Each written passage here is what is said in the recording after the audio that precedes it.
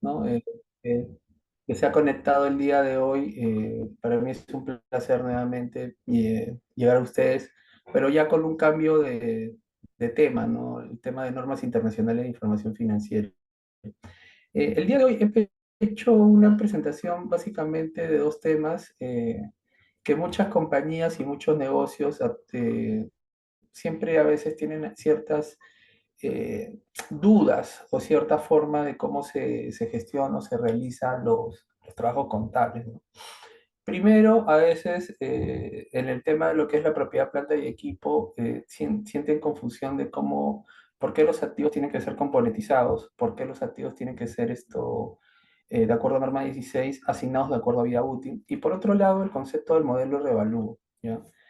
Eh, Primero, la norma 16 respecto a cómo es el tratamiento sobre los repuestos estratégicos, la gran interrogante o el gran cuestionamiento de la mayoría de los colegas, yo que he sido auditor de grupos económicos y actualmente como asesor de empresas y de negocios que doy y también como auditor financiero de la actual firma que yo tengo, represento, siempre me dicen o tienen dudas de por qué el tema de lo que es los activos fijos se tienen que componer, ¿no? Porque ellos consideran de que su capacidad o exceso de trabajo operativo aumenta. El tema es de que los repuestos estratégicos no pueden ser tratados como inventarios, porque los repuestos estratégicos o llamadas unidades de reemplazo, en algún momento, ¿de acuerdo? Tienen que ser utilizados para los fines que se trajo o se registró. ¿Ya? Y otro punto es que si tú clasificas una unidad de reemplazo o un repuesto estratégico dentro del inventario o dentro del activo corriente, estás distorsionando el concepto del capital de trabajo.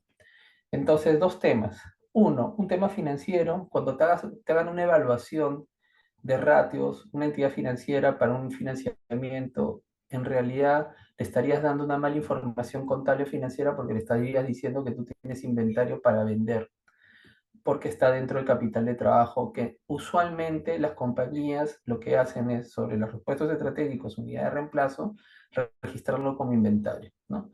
Y estarían distorsionando el concepto de la norma 2 que te dice que un inventario es un activo disponible para venta, un inventario es de realización inmediata o menor a 3 meses. Por tal motivo, también siempre cuando auditan, Big Four o compañías auditoras siempre cuestionan, oye, ¿por qué tienes inventario tan antiguo? Y nadie se hace la pregunta que, oye, ¿está mal clasificado? ¿Está conforme a lo que te dice la norma? ¿No? Y por otro lado, el tema del famoso componente, ¿no? Oye, ¿por qué estás depreciando y sigues utilizando el mismo activo?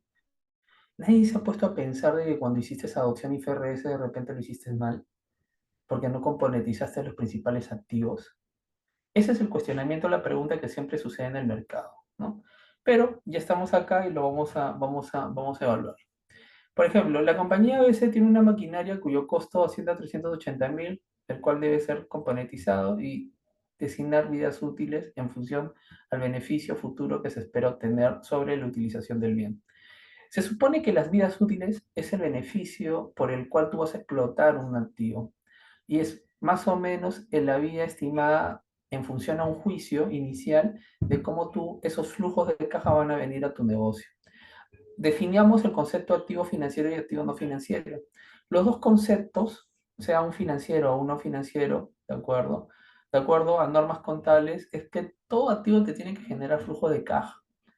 O si bien es cierto, un activo financiero te genera flujo de caja a través del cobro, una factura por cobrar, la cobras, una cuenta corriente, un rendimiento financiero, la cobras. Un activo no financiero, un activo no corriente, tiene que generarte flujo de caja a través del uso, producción, que te genere un crédito, un rédito. Profesor, ¿y un inmueble de oficina? ¿Qué beneficio futuro me podría traer? Cuando citas a un cliente en tus oficinas o en tus instalaciones y cierras un contrato, no te va a generar un flujo de caja cuando cierres el contrato y lo pongas en tus instalaciones. Ese es el tema, ¿no? No será a través del uso, o sea, a través de una explotación directa, pero es un uso administrativo que te está generando un revenue, directo o indirectamente, ¿ya? Entonces, acá tenemos los tres componentes, vidas útiles asignadas, estos son los porcentajes, ¿ya? Entonces, en el año 4, según la casuística, van a hacer un overhaul, es decir, van a haber una baja y un concepto de depreciación. Entonces, matemáticamente es muy sencillo, ¿no? El costo por el valor de la depreciación, proyecto, tiro el flujo por el tiempo, ¿no? Aquí están, ¿no? Una línea recta, igual el valor del flujo, tiro el flujo, línea recta, ¿no? Igual el componente. Hasta ahí estoy cumpliendo con el tema de la norma, ¿no? Estoy asignando el concepto de la componentización del activo y asignándolo en el tiempo, la vida útil, ¿ya? Otro tema también es importante, muchachos, que en el cierre contable, muchos de los contadores o muchos de los que están o son responsables de la información financiera contable cometen un tema o cometen un error. ¿Cuál es ese error? ¿Cuál es ese tema? Que lamentablemente no revisan vidas útiles de manera anualizada.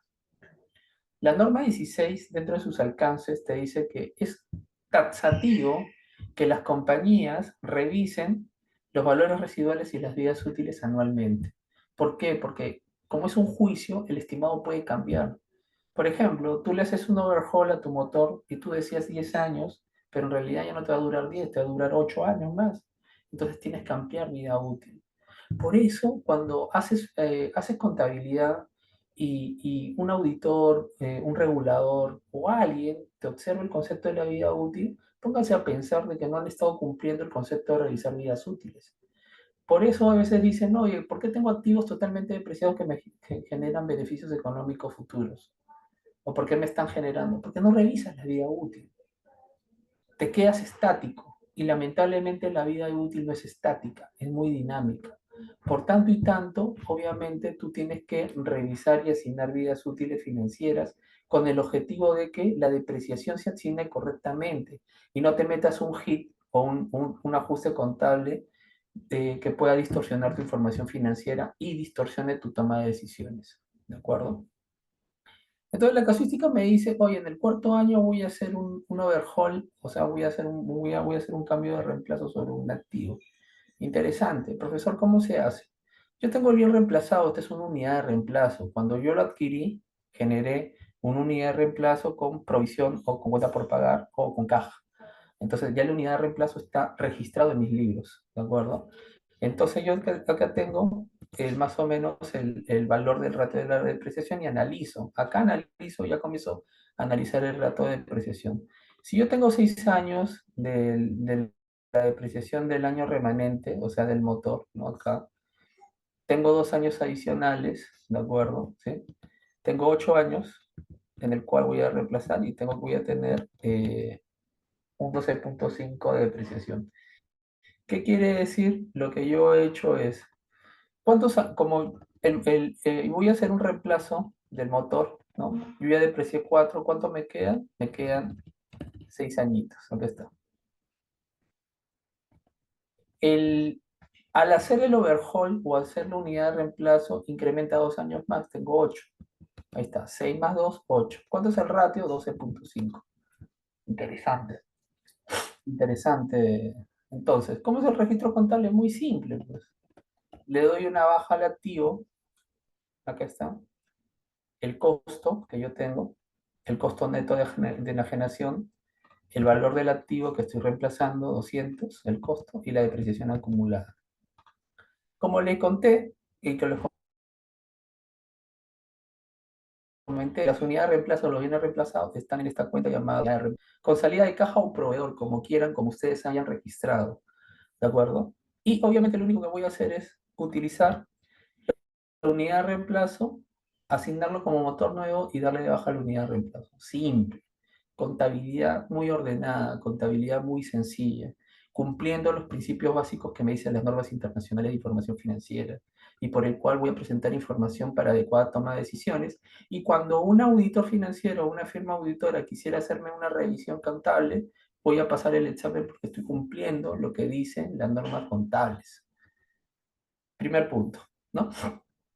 Y todo esto se tiene que hacer con un análisis financiero contable. Profesor, pero no me voy a poner a hacer componentizaciones por todos los activos, no. Tú haces componentizaciones del core business, de tu core del negocio. ¿No? Una empresa industrial me puede decir, profesor, oye, yo me dedico a manufacturing. Ya pues, preocúpate en tu planta industrial, preocúpate en tus maquinarias y de repente preocúpate en tus unidades de transporte. Mobiliarios, equipos de cómputo, equipos menores, no tienen impacto mayor en tu información financiera contable. Solamente preocúpate en el tema de lo que son los activos financieros importantes. Cuando yo auditaba a los grupos de negocio más importantes acá en el país, cuando yo hacía adopciones a normas internacionales de información financiera, yo no me centraba en lo menor, siempre me centraba en lo material, en lo importante o en lo significativo. ¿De acuerdo? Vamos ahora al modelo de revaluación. Acá siempre hay una duda de profesor, ¿las revaluaciones se capitalizan? Profesor, ¿cómo se realizan las revaluaciones? ¿Qué es una revaluación?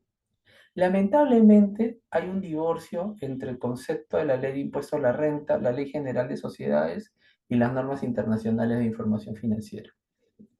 La ley general de sociedades, creo, y hasta el momento, salvo que me equivoque, fue realizada por abogados que no entienden conceptos contables. O la ley general de sociedades en el país nunca ha sido actualizada.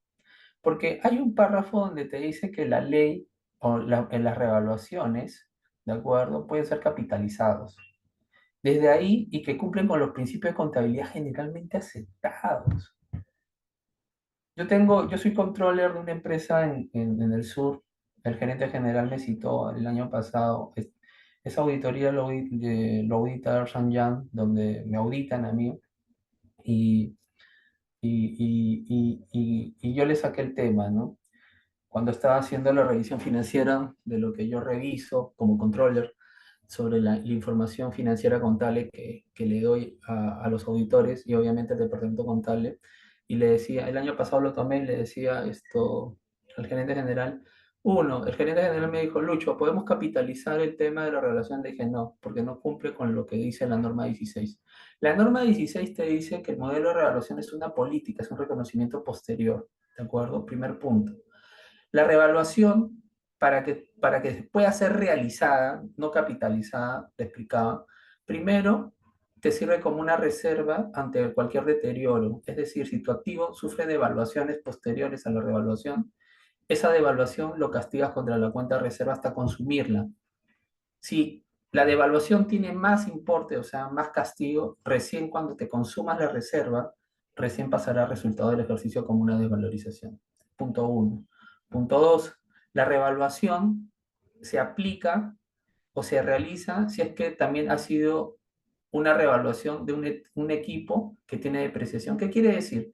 Si yo revalúo una maquinaria, ¿de acuerdo? Y el valor revaluado es 100 y yo deprecio 10, el excedente de revaluación también se va realizando. ¿Y qué significa se va realizando? El excedente de revaluación se va yendo al resultado acumulado, transfiriendo el resultado acumulado en función del valor de la depreciación. Por tal motivo, cuando tu revaluación se consuma o se vuelva a cero, tu excedente de revaluación también pasará lo mismo. Se transfiere el resultado acumulado y el efecto va a ser en el acumulado. Esa es otra forma de realización a través del uso. Y la tercera la forma de que el excedente de revaluación se realice a través de la venta, ¿no? Cuando tú vendas un activo revaluado, ¿de acuerdo? Lo que te dice la norma contable, el excedente de revaluación que está en tu equity o en tu ORI o en tu estado patrimonial se transfiere directamente a resultados acumulados. En tal motivo, no hay literatura contable que te diga de que los excedentes de revaluación se pueden capitalizar. La Ley General de Sociedades no ha sido actualizada, no ha sido elaborada desde mi punto de vista por contadores públicos colegiados expertos en normas internacionales de información financiera y por tal motivo los abogados pueden llevar a un error en toma de decisiones a los clientes. Segundo, la política contable, la revaluación es una política contable. Cuando yo auditaba el AIBE, por ejemplo, el AIBE tenía una política, o Ferricor, ellos tenían una política de revaluar sus terrenos. ¿Qué quiere decir revaluar terrenos? Que yo lo tengo que hacer con frecuencia. Entonces, por ejemplo, la norma 16 te dice que los activos que sufren cambios en los valores razonables, tú puedes determinar frecuencias y hacer el concepto de revalúa como política. Por tal motivo, ¿de acuerdo? Las revaluaciones es una política contable y la frecuencia lo determina la gerencia. Interesante, profesor. ¿Y la frecuencia cómo lo determino? En función a tu análisis de mercado. Pues la norma te dice cada 3 a 5 años puedes hacer revaluación, pero eso ya depende de ti. Por ejemplo, en la EB cada 4 años se tienen que hacer revaluaciones de su terreno porque es su política. En Ferreiros cada 2 años porque es su política. En Corporación ADC lo dicen cada 3 años porque es su política. Me acuerdo que yo entré el año pasado y ya cumplíamos la política. Si me lo observaba Ersan Yang, yo sí estaba equivocado, porque Ersan ya me lo hubiera podido cuestionar, pero me adelanté y le dije, oye, ¿sabes qué? La última revaluación fue el 2018, ahora estamos esto, 2019, estamos ya en 2023, tenemos que hacer revalú. Entonces, antes de decidir, si yo siempre les digo a mis clientes, oye, antes de decidir que tú apliques modelo de revaluación, verifícame si vas a tener el flujo de caja para contratar tasadores para hacer esto. ¿Cuál es la ventaja? Te va a dar una mejor posición financiera contable, ¿no? Entonces, ya les he resumido en concepto lo que es el modelo de revaluación y por el cual los errores que pasan en el mercado, las formas de malas interpretaciones contables guiándose por el tema societario y no por los principios de contabilidad que son las IFRS, ¿no? Y tips que pueden suceder en el tiempo, ¿ya? Vamos a ver este ejemplo para que lo puedan entender de una manera bastante sencilla y fácil. La compañía XY tiene una planta cuya vida útil se deprecia en 50 años. En el año 6 decide cambiar el método del costo al modelo revalúo. Para realizar lo indicado, contrata un perito independiente, por el cual determina el valor de mercado y asciende a 2.200.000. La compañía decide realizar el registro de acuerdo al informe técnico y utiliza un método proporcional. Interesante. Tengo 2 millones, esto se va a depreciar por 2%, ¿no? Profesor, financieramente está bien 50 años, sí, pues, porque obviamente si tú haces un benchmark con el equipo de compañías de manufacturing, las plantas industriales se deprecian en por lo menos 50, 80 años, ¿no? Y son comparables en el mercado, sí, entonces 2%. Acá, entonces, ¿cuánto de precio? 40. Ya. Tiro el flujo, ahí están los 50, ¿no? Ahí están los 40. Perfecto. La casuística me dice que en el sexto año hubo una política de revaluación. Esto va a ser una política. Entonces, ¿qué voy a hacer? Cada, en este caso, cada 5 años voy a tener que hacer revaluaciones, porque ya lo decidí, ¿de acuerdo? Entonces, ese es el valor del costo revaluado y ahorita lo vamos a ver. La norma te dice de que si tú haces un modelo de revaluación, tienes dos métodos. El método A haciendo una distribución sobre el valor del costo de revaluación o el método B eliminando la depreciación y solamente comparando el costo neto con el valor de tasación directo, ¿no? Las metodologías son, ¿cómo se llaman? Indistintas. Tú puedes utilizar el A o el B, lo dice la NI 16. Acá está el costo, acá está la depreciación acumulada, 1.800.000, este es el valor de tasación, hago la distribución proporcional, una regla de 3 simple, ¿no? Hago el ajuste, tanto del costo como la depreciación, y ya lo tengo. Excelente. ¿Cómo se contabiliza, profe? Muy sencillo. El valor del costo, la depreciación contra el ORI. Acá te genera un impuesto a la renta diferido, sí, te genera un impuesto a la renta diferido, y esto también van a aprender conmigo, norma 12, ¿no? Porque, y les comento, ¿no? En el mercado las compañías le tienen miedo a hacer el método del impuesto diferido sobre el método del balance, porque sienten confusiones, no saben qué comparar, si comparar una balanza financiera con una balanza tributaria, ese es el tema.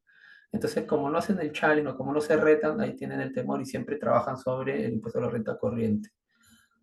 En mi clase de norma 12 que van a tener conmigo en este diplomado que vamos a hacer con aprendizaje contable, les voy a enseñar cómo se hace lo correcto de acuerdo a norma, sin estrés, tranquilamente, identificando las partidas, analizando nada más, ¿de acuerdo? ¿Por qué te genera un efecto diferido? Y ahorita lo vamos a ver. Te genera un efecto diferido porque acuérdense que para la administración fiscal, SUNAT o como quieran llamarlo, ¿de acuerdo? La SUNAT no te permite que los valores de mercado sean deducibles. porque les quitas renta corriente, obviamente, y te van a neutralizar todo concepto financiero y económico. Pero te genera un impuesto diferido. Obviamente, como esta realización del impuesto no ha pasado por resultados, te tiene que afectar la cuenta que te generó, ¿no? En este caso, el excedente de revaluación. Entonces, comparo, pues, ¿no? Sigo lo que me dice la norma 12. Yo siempre, lo que les voy a enseñar, lo vamos a hacer en base a lo que te dice la norma, no en base a lo que dice Luis Hidalgo, no en base a lo que piensa el mercado. Nosotros, las normas internacionales de información financiera, si la queremos aplicar de una manera correcta, tenemos que hacerlo de acuerdo a lo que te dice la norma. No podemos desviarnos, ¿no? Tenemos que llevar lo que es el aprendizaje de las NIF a lo que es como el mercado americano. El mercado americano, que son las SATs, ¿no? Que son las Standard Audit, ¿no? Para información financiera contable, o antes llamada US GAAP, ¿no? Normas americanas, te dan reglas y las reglas no pueden ser vulneradas por interpretaciones que los contadores pueden hacer, ¿no? Es lo mismo que las normas internacionales de información financiera. Yo no puedo interpretar a mi mejor parecer o entender, yo tengo que hacerlo de acuerdo a lo que me dice. O sea, un by the book, pero obviamente siguiendo las reglas estrictas de lo que te dicen las normas 12. Entonces, fácil, ¿no? Ya tengo el costo, ¿no?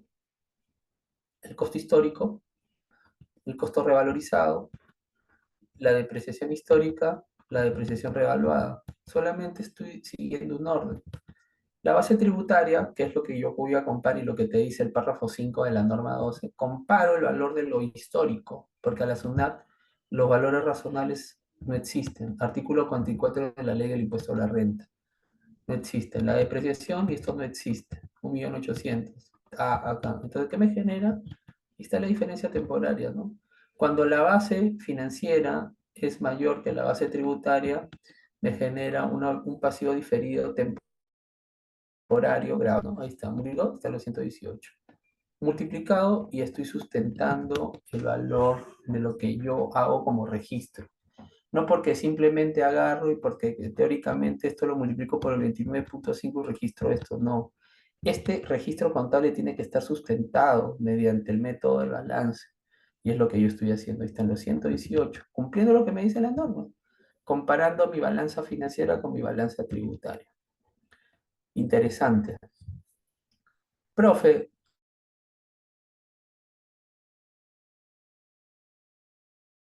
¿y qué más sigue? Por medio del activo se va utilizando. Claro, entonces, ¿qué pasa? Deprecias, pues. Deprecias el costo revaluado, ahí está. Este asiento lo vas a hacer por 45 años. Gasto por depreciación, ahí está. Por 8.899 multiplica, pues. Por 45, ahí están los 400.000. Se va a terminar. ¿Qué más te dice la norma? Que el excedente de revaluación también se realiza conforme la depreciación se va generando. Porque se supone que si yo el costo revaluado lo voy a hacer cero en algún momento, no voy a dejar el excedente de revaluación en el patrimonio. Eso sería absurdo. Porque si yo ya el activo que yo revalué ya se extinguió, ¿qué hago con la revaluación? También lo tengo que rebajar.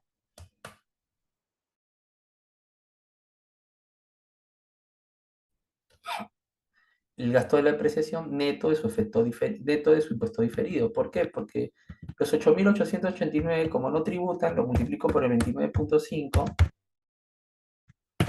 22. Entonces, ¿cuánto tengo que transferir? Tengo que transferir el gasto de depreciación neto de su diferido. ¿Cuánto es? 6.277. Ahí está.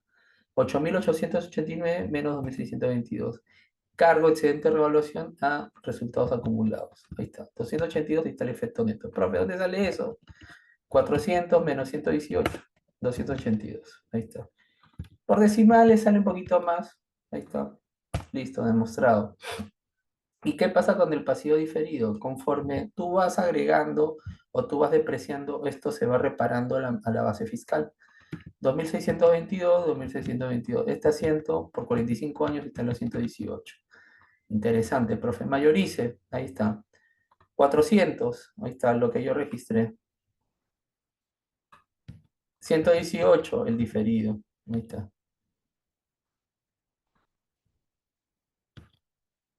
118, el diferido. Para acá. Efecto 282, ahí está lo que es la transferencia. Calzado, hay un ajuste de 10 soles y material. Planta, ahí está lo que registré, acá está lo que deprecié. Pasivo diferido, ahí está lo que yo reconocí, ¿no? Y el pasivo diferido desaparece porque obviamente voy a aplicar el pasivo contra el resultado cuando lo genere. Resultado acumulado, obviamente el resultado del excedente de revaluación realizado. Profe, no le creo. Hágame una declaración de renta para que lo vea ya. Declaración del impuesto a la renta simulado en el año 6. Una utilidad contable, le meto una partida permanente. Ahí está la depreciación del ejercicio del activo revaluado en el año 6. Acá está. Lo reparo porque no existe. Esta es la utilidad tributaria, el 29.5, el gasto del impuesto a la renta corriente contra el pasivo y la realización del pasivo contra la cuenta de... Como ya esta 49 ya la tengo provisionada por el impuesto a la renta diferido, simplemente lo realizo. Ahí está.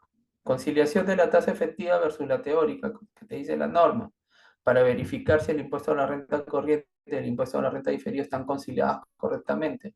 Esta es una regla de divulgación en estados financieros auditados. Si ustedes ven estados financieros de bolsa, de entidades, siempre las compañías financieras que listan en bolsa, ¿de acuerdo? Y reguladas te piden la conciliación del efectivo versus lo teórico. Entonces eso también lo tienes que dar. ¿Por qué? Porque los auditores financieros lo solicitamos para verificar que hayan cumplido con el tema de la norma 12. Esta conciliación, desde mi punto de vista, en muchas compañías disculpen la terminología, lo cocinan, porque no saben ni cómo lo se hace. Pero también esto van a aprender conmigo. Utilidad contable. Parte de la utilidad contable, le agregas las partidas permanentes, ¿no? Este es el valor, multiplicas por 29.5. Gasto corriente, ahí está registrado. Ingreso diferido, la realización. Ah, miren, coincidia. Muy bien. Mi partida y mi cálculo del impuesto a la renta diferido y corriente generado por la transacción del excedente de revaluación se encuentran bien registrados de acuerdo a normas contables. Entonces, en esta sesión, lo que yo he querido explicarles, muchachos, son dos cosas que van a aprender, ¿no? Con diversos casos prácticos que vamos a desarrollar en el curso que vamos a realizar la segunda quincena de septiembre con aprendizaje contable, donde les voy a poner este tipo de casos, ¿no? Didácticos directamente a lo que te dicen las normas. Cada, cada duda contable que tengan lo vamos a ejecutar conmigo, paso a paso, tema a tema, codo a codo.